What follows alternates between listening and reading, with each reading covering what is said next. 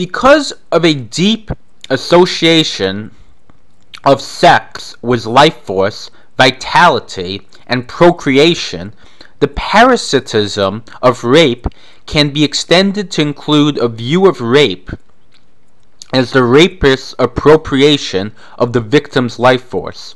This phenomenon makes sense if one understands rape as the vicious appropriation of that mysterious life-affirming force that renews us and fulfills our most profound longings for union. The perceived sexual vitality of the rape victim is usurped and leaves the victim drained of all energy and will to live. Rape is thus a kind of recreation of the rapist. He is born again through the uncompromising execution of his own will against the explicit and clear will of another. Rape rejuvenates and invigorates the rapist, swelling his sense of being alive, powerful, and in control of himself and his world.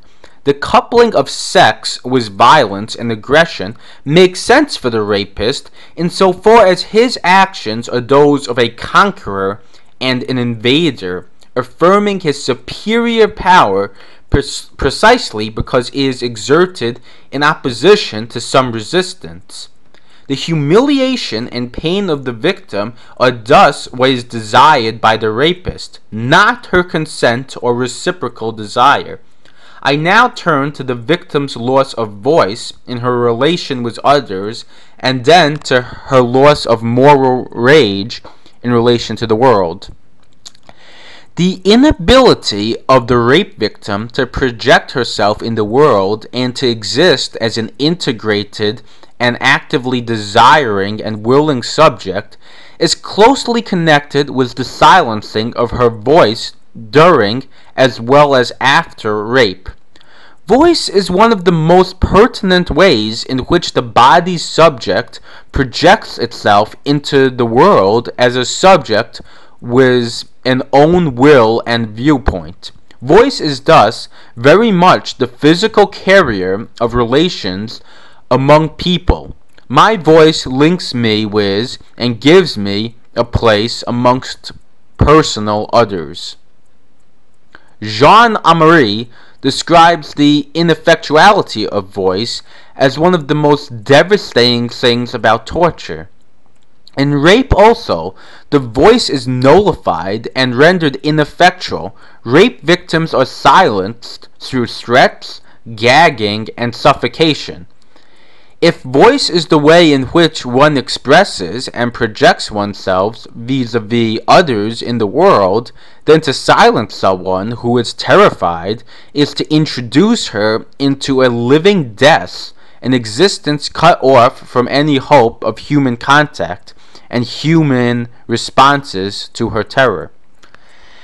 The event of rape is usually initiated and punctuated with the command to shut up, that is, for the victim not to use her voice in defense of herself, such as in screaming for help.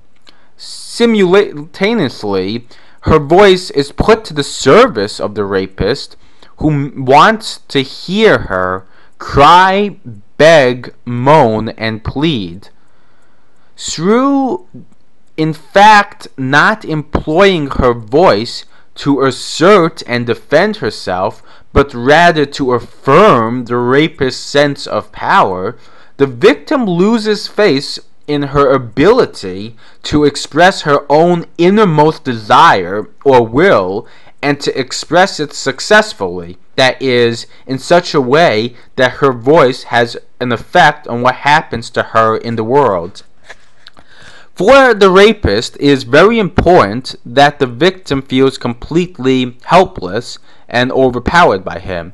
Susan Brazon called the rapist Sir and tried to appeal to his humanity as well as his self-interest. In response, he called her a whore and told her to shut up. Voice as an instrument for assertion of the self and a crucial instrument for getting things done as a subject in the world, especially for making connections with other people, becomes undone in the rapist's hell. The victim's voice loses its creative, connecting, imperative, and meaning-giving force, and her voice, like all other aspects of herself, becomes caught up in the rapist's logic, starts to perform his will and affirm his truth and world. He yanks her hair and she screams, playing his game and thereby feeding his hunger for power and affirmation. Nancy writes, in the scheme of things, his penis, although employed as a bludgeon, did not make much of an impression. What he did with it was the least of my worries. Those parts of my body that hitherto had been reserved and private were no longer mine, but in this they were indistinguishable from the rest of my body, also no longer mine. It was his rage, a fierce, unearthly tempest, that cast me into an immensity of dread. Sometimes he left me and vented his fury on my possessions.